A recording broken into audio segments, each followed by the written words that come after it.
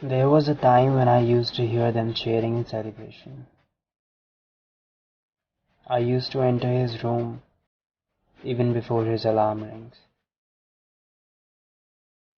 उन रंगों से मुझे भी प्यार था. मुझे भी पसंद था उन्हें हवा में उड़ते हुए देखना. मुझे भी पसंद था हरी हरी घास का लाल और फिर लाल से पीला हो जाना. दीदी तो मुझे गोद में उठाकर सारे मोहल्ले में घुमाती थी.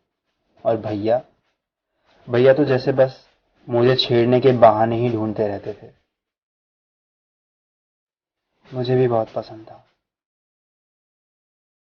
जब ठंडे पानी की बूंदें मुझ पर पड़ती थी और फिर धूप में सारा दिन दौड़ लगाना. Jerry, Jerry, come here. Jerry, see this. Ma, look at Jerry.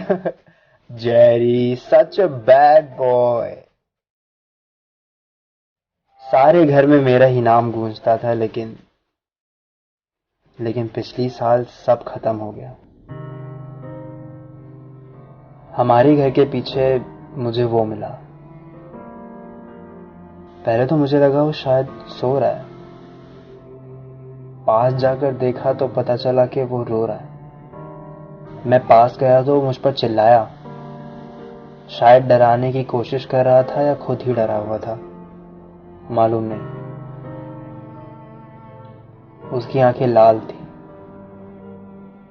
रोने से नहीं, उसकी आंखों में भरे गुलाल से. मेरी आहट सुनकर वो भाप गया था कि मैं उसके पास खड़ा हूं. उसके शरीर में लगी कपकपी देखकर मुझे उससे पूछना ही पड़ा, धूप में क्यों नहीं बैठ जाते. फिर मेरी नजर उसके गले से बंधी उस चेन पर पड़ी, जो उसके गले से ऐसे बांधी गई थी जैसे उसे मारने की कोशिश की गई हो. उसके टूटे हुए नाखून और दीवार पर उसके नाखूनों के निशान साफ, ताजे और गहरे दिख रहे थे. मैंने डरते हुए उससे उसका नाम पूछा, तो जवाब से पहले ही उसकी कपकपाती आवाज में उसका रोना छूट पड़ा. अब मुझसे देखा नहीं जा रहा था, लेकिन ना तो मेरे हाथ उस चेन को खोल सकते थे और ना ही मैं उसे प्यार दिखाकर उसका दर्द कम कर सकता था. मैंने कहा उससे, मैं किसी को घर से बुला कर लाता हूं. इतना सुनते ही जाने उसे क्या हुआ, वो झटपटाने लगा. उसके शरीर के बालों से गाढ़ा रंग बह रहा था. वो इस बेचैनी से झटपटाने लगा कि उस रंग की कुछ छींटें मेरे चेहरे पर आ गिरी. मैंने फिर से कहा, डरने की जरूरत नहीं है दोस्त, भैया पास में ही होंगे, मैं बुला कर लाता हूं. और उसने और तेज झटपटाना शुरू कर दिया और वो चिल्लाया, क्या तुम भी उन्हीं में से एक हो. मेरे पास कोई जवाब नहीं था और ना ही मैं समझ पा रहा था कि उसका इशारा किस तरफ है.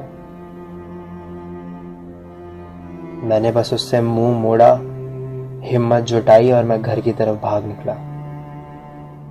मेरी सांस फूलती जा रही थी, भागने से नहीं, उस घबराहट से जो दिल में कहीं घर करती जा रही थी. और जैसे ही मैं घर पहुंचा, मेरी घबराहट खामोशी में बदल गई. मेरे पैरों तले जमीन खिसक गई. मेरा मन नहीं मान रहा था जो मैं सुन रहा था, जो मैं देख रहा था.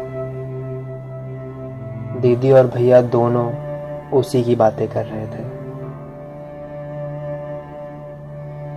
ड्राइंग रूम में बैठकर वो दोनों बार बार जमीन पर गिरकर उसकी नकल करते और मम्मी पापा को बताते कि वो कितनी बेबसी से झटपटा रहा था. और उन्हें देखकर पूरा परिवार ठहाके लगा रहा था. वो दोनों बता रहे थे कि इस बेरहमी से उन्होंने उसे चेन से बांधकर तब तक तड़पाया जब तक उसके रोने की आवाज सारे मोहल्ले में नहीं गूंजी. किस तरह से उसे रंगों से भरकर उसके साथ फोटो खिंचाई गई। पहले उसे पिचकारी से भिगाया और पिचकारी का पानी खत्म हो गया तो उसी पिचकारी से गोद गोद कर उसे घाव दिए गए। मैं वहीं खड़ा था और सोच रहा था कि क्या फर्क था उसमें और मुझ में। हम दोनों ही बेजुबान, दोनों ही चेन से बंधने वाले, 4 पैरों पर चलने वाले प्यार के भूखे, दोनों ही कुत्ते। फर्क शायद इतना था कि मेरा नाम था और वो बस एक कुत्ता। पर फिर ये मुझसे इतना प्यार क्यों करते हैं? मुझसे प्यार और फिर उसके साथ ऐसा सलूक क्यों? 1 साल हो गया इस बात को और इस 1 साल में मुझे जवाब मिल गया। शायद बस ये इंसान मुझसे इसीलिए प्यार करते हैं क्योंकि ये मुझे खरीद कर लाए हैं। खरीदी हुई चीज की शायद इनकी नजरों में कीमत ज्यादा है और उस चेन से बंधे बेबस कुत्ते की कोई कीमत नहीं। अब तो होली के नाम से भी डर लगता है। Yes, Jerry is a bad boy indeed, but he doesn't want to play your Holi anymore.